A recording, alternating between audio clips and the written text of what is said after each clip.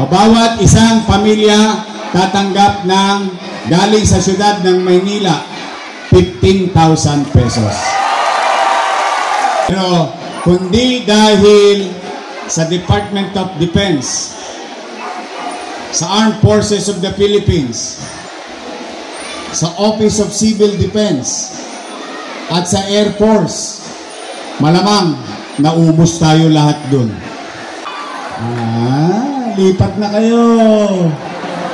Pag nandun kayo sa video, ay, ng mga nasa bubong, may dala pang flies no? Kakasunog na Sunugin ko kaya kaluluwa nyo. Congressman Ernix Junicio. Yan, so mga nanay at tatay ko, manatili lamang muna po tayo nakaupo sa ating po mga upuan at gagawin po natin ang isang maayos na pagbibigay po ng tulong handog sa atin ang pamahalaang lungsod ng Maynila at sa ating din po mga kasamahan. Pakiusap lamang po na medyo girly muna po tayo nang sa ganun po ay makita rin po ng mga nasa likod ang ating kumputing Vice Mayor Chi Atienza at Yorme. Upo-upo lamang po tayo para po na makita rin po nila ang mga nangyayari din po sa harapan. At syempre, lakpakan po natin Yorme Isko Moreno Domendoso.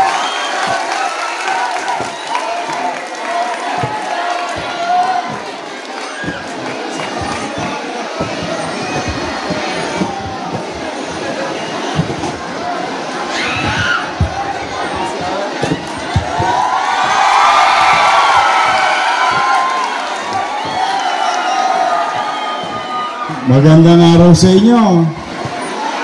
Para kayong ginasunugan kami ni Vice Mayor Chi Atienza at ang inyong mga kusihal na nandito.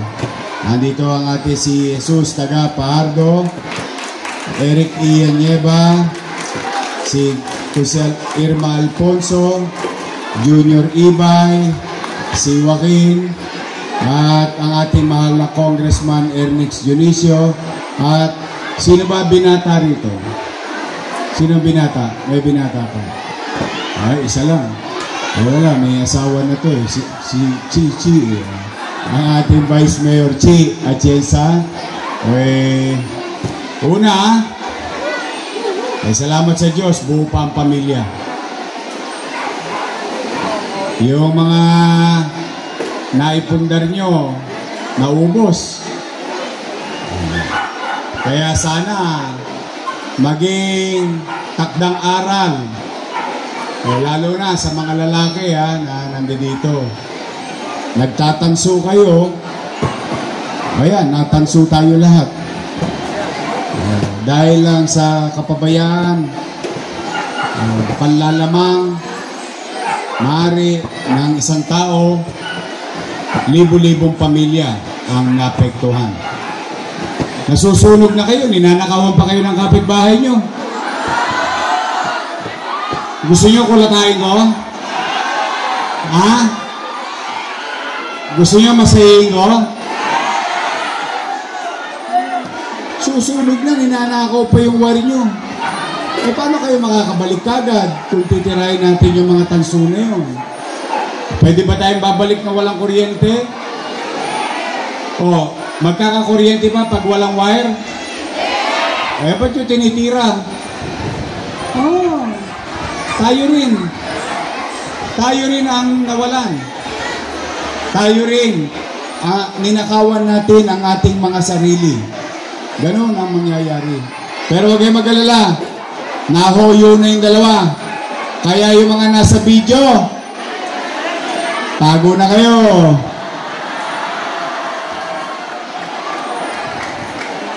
Sige.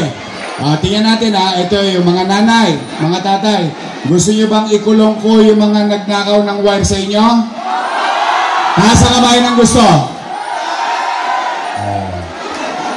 Di ba sarap konyatan? Hindi, totoo lang. Ang hirap na nga ng buhay natin. Di ba? Hindi nga natin alam kung kailan tayo makaka-recover. Yung pagbalik lang na maging maayos tayo, may kuryente ulit, kahit paano may electric pan si Bunso, yung nanay ko, yung tatay ko, may edad na. Yun ang kailangan nyo isipin, mga kabataan, ha? Hindi piyesta pag may sunog. Kaya sana maging aral yan. Pero salamat sa Diyos. At least buhay tayong lahat. Tama ba? Parang gusto nyo ulit makakita ng helicopter, ha? Ang sosyal ninyo, ang bumbero ninyo, helicopter. Pero kundi dahil sa Department of Defense, sa Armed Forces of the Philippines, sa Office of Civil Defense, at sa Air Force, malamang naubos tayo lahat dun. Tama ba? Mas mabilis sa patay, hindi na lumaki. Hindi na natin nadama yung iba nating kapitbahay. Palakpakan natin sila.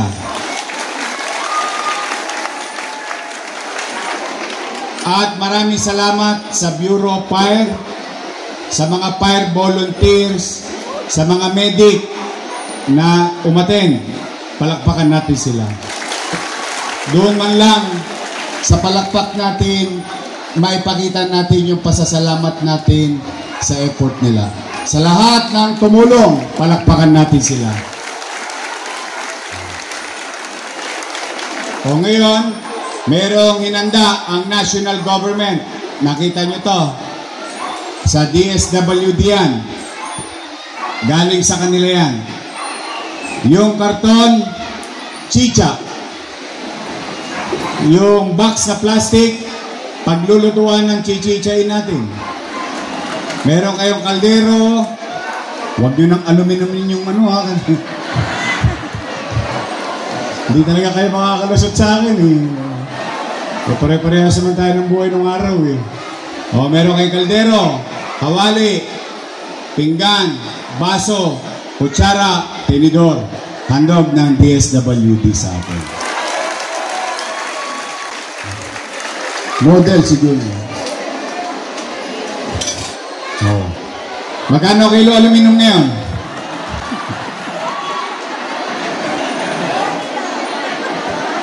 Mahal na kasi kilo ng taso, eh. Hindi, yan, kaloko. Masaya ba kayo sa aming mga social worker? Masipag? Nakakain kayo agad?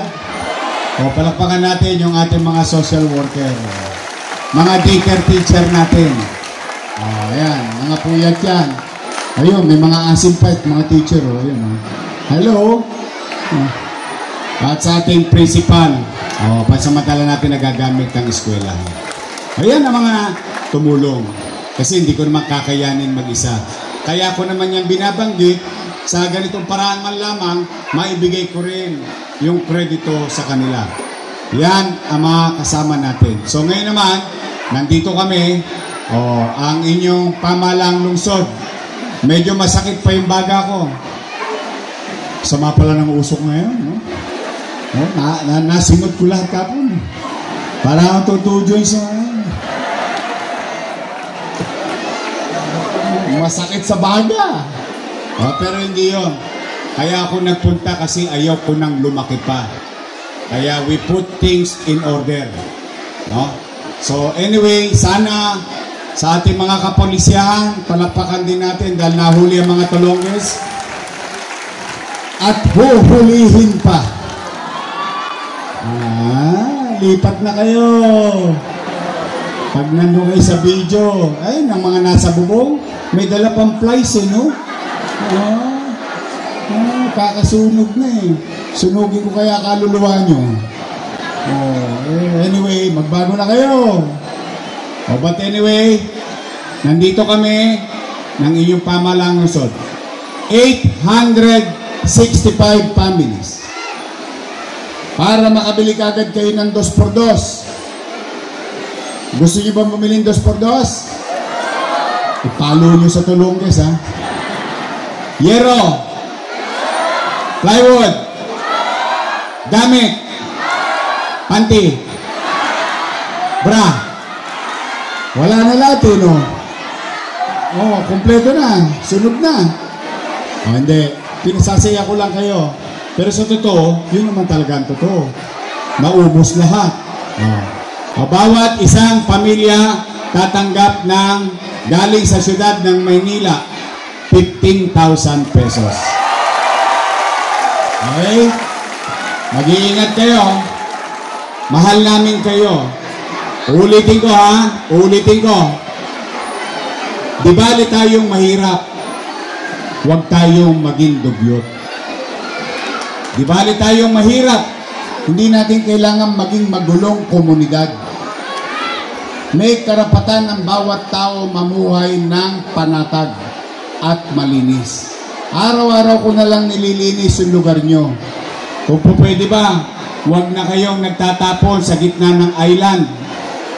Pwede ba? Doon na lang sa bangketa. Tapos darating yung truck. Pwede? Kasi dumana naman ako kanina. Ang dami na namang Sharon Cuneta sa island. Balutin mo ako. Mga pinagbalutan ninyo na suman. Ando doon na naman. Di, ilagay nyo na lang sa kanan. Kasi, pag nasa kanan ng basura, dadaan ng truck, hindi ko maabala yung mga dumadaan sa arten. Okay? Kasi gusto ko maging tahimik yung lugar nyo. Gusto ko maging malinis yung lugar nyo. Kahit na mahirap tayo, gusto ko malinis yung lugar ninyo. Maaliwalas para sa inyo, hindi para sa akin. Kaya tulungan nyo kami. Itong ginagawa namin para sa ating komunidad. So muli, may awa ang Diyos. Huwag kayo mawawala ng pag-asa, ha? Makakaraos din tayo. Makakatawid din tayo. Naniniwala ba kayong habang buhay may? Habang buhay may? Ano yung sa pare? Pag-asa. Totoo naman. Lagi may awa ang Diyos. I love you. Yung mga lolo't lola ko, nanay tatay ko, senior citizen, taas ang kamay. Malapit na. Malapit na yung gatas yun. Tatapusin ko na yun. Mag-iingat kayo, ha? Sabay-sabay tayo. Manila! God first. Thank you. Maraming salamat po.